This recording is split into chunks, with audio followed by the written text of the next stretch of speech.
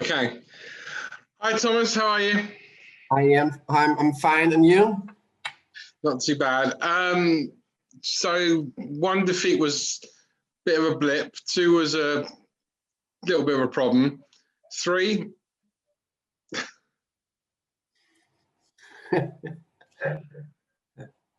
Another defeat.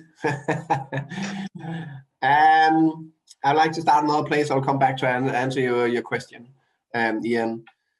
I think that we, the team, the club, have done amazingly this season with everything going around, coming back from a big disappointment, the shortest turnaround of all the clubs in the championship, and we have to go again.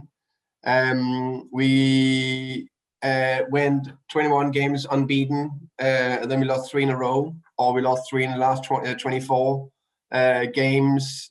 We can see them in different ways.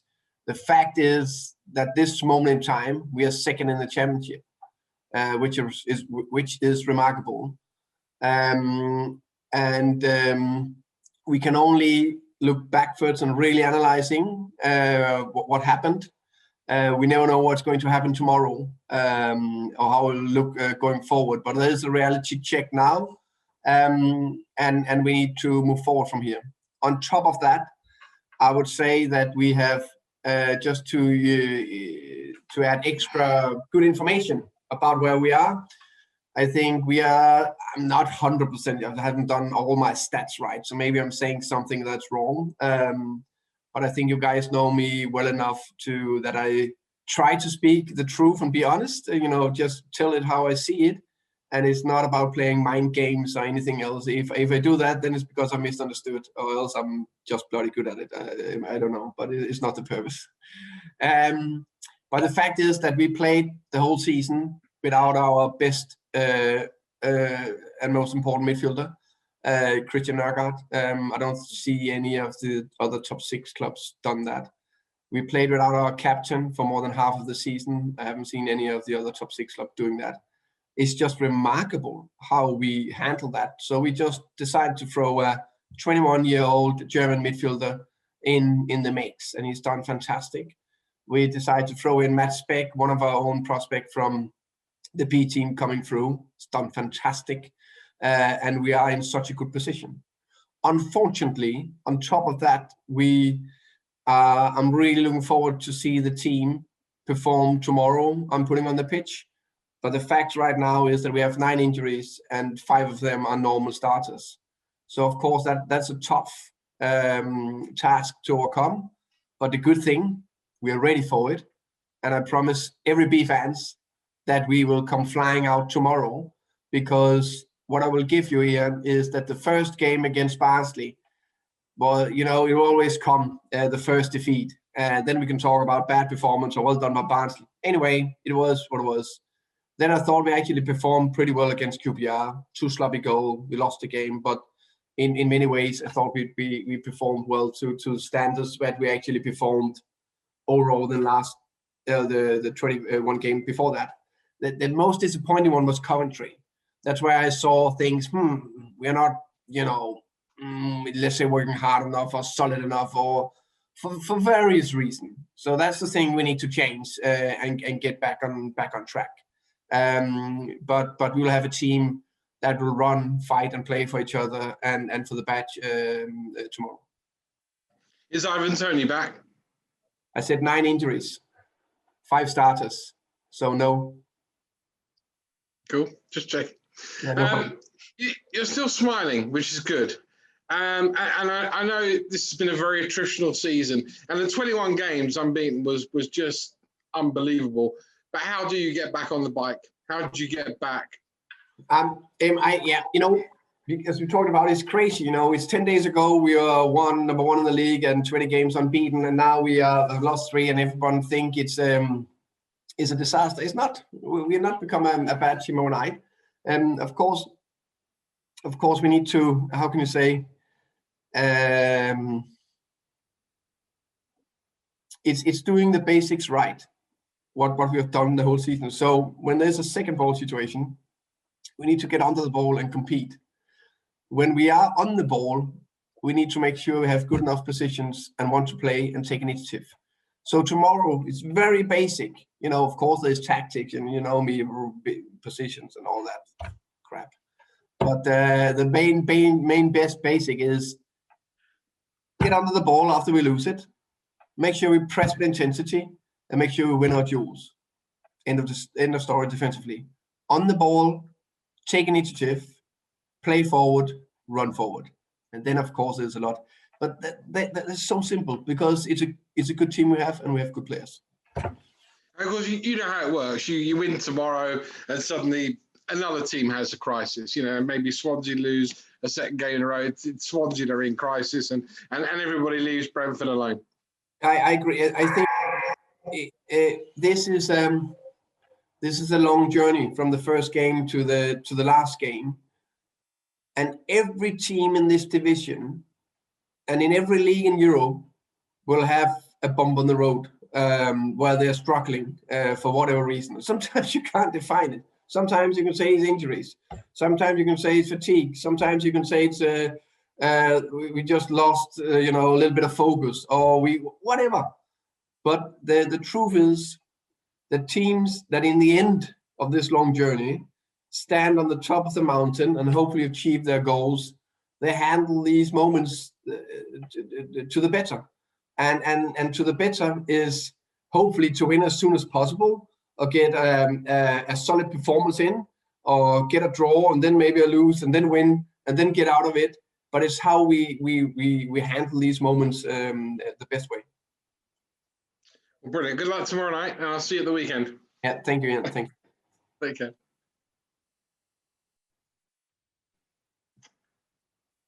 Hi, Thomas. Hi, Phil. Let me put a positive spin, if I can. You could look at this as 3 games, 3 defeats, or you could look at it as 3 defeats in 24. Is that a message that you get across to your squad that actually over the last 24 games in the league, they've lost just 3 of them? Yeah, of course. That's the message we try to get across. But also, of course, we are not trying to hide anything. Or the fact is, we lost the last 3 games, and the last performance was a bad performance. But we need to. My job is to find solutions for the team, and find solution that can make it an even bigger possibility for us to win the next game. And we, the players need to understand, we all need to understand that we are in a really good position, that we are, and we have done well, so we have a very good foundation to stand on and to be in. And then we know that these situations, they're coming and we need to handle it. So we will do the same, we prepare the same way, maybe twist it a bit, the same defensive mindset, twist it a bit. And that's what we need to do better. But I think the obvious thing, if you should look at some football things, is can we defend very well tomorrow, like we actually have done, I would say, throughout the season, except the last, maybe 3 games, maybe a bit more, but we definitely given too many soft, easy, sloppy goals away. In a situation like this, I suppose, and some of those injuries are leadership injuries, aren't they? There are senior members of the leadership group that we know, Pontus and Christian. Therefore, there is a responsibility for either those who are fit as leaders to step up, or maybe for new leaders to show their mettle moving forward. You notice some of the other squad members stepping forward now and really taking ownership of what you need to do. Yeah, definitely. Because it was what it was last game, lacking some of the more experienced players in leadership. And then other players need to step up and need to do more. And that's part of a football team. Sometimes you are in those situations. But also when you are there, it's sometimes, that little. We created an unbelievable free kick routine that should have given a goal to Matti.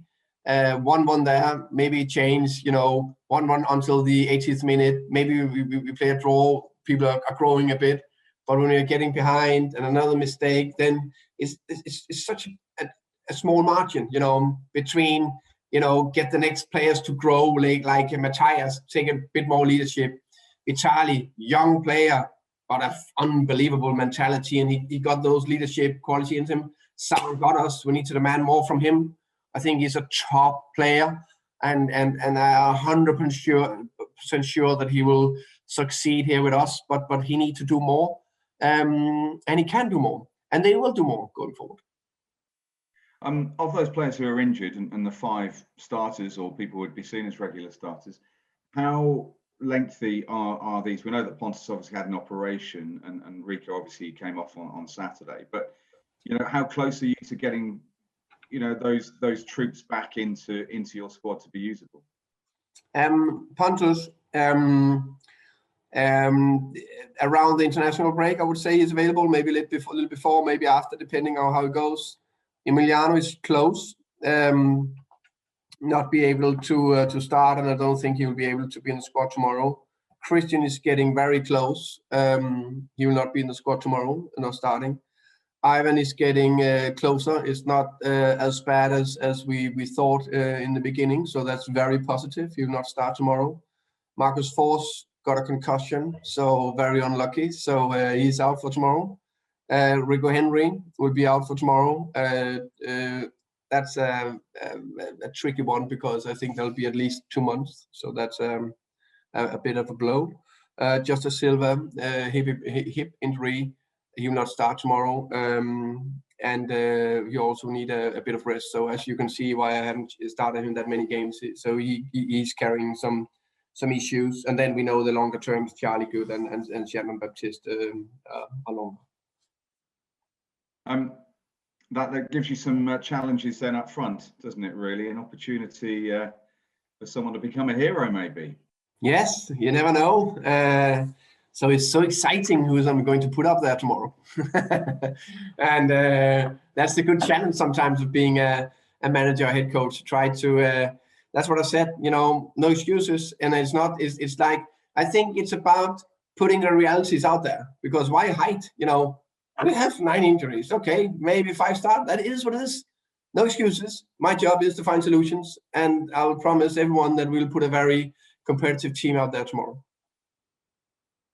And a word on Sheffield Wednesday. Obviously, we know where they are in the league. The 6 points deduction would push them out of that bottom 3. I think that'd be 5 points clear if they were out of, if they had that 6 points deduction. Yeah, they've had a decent turn of form recently, and they're a tough side. They're going to give you a test physically as well as tactically.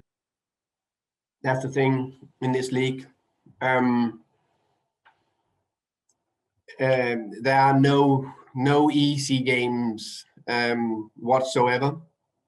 I think it was not an easy game, by far not. The Wickham game, we were winning 7-2.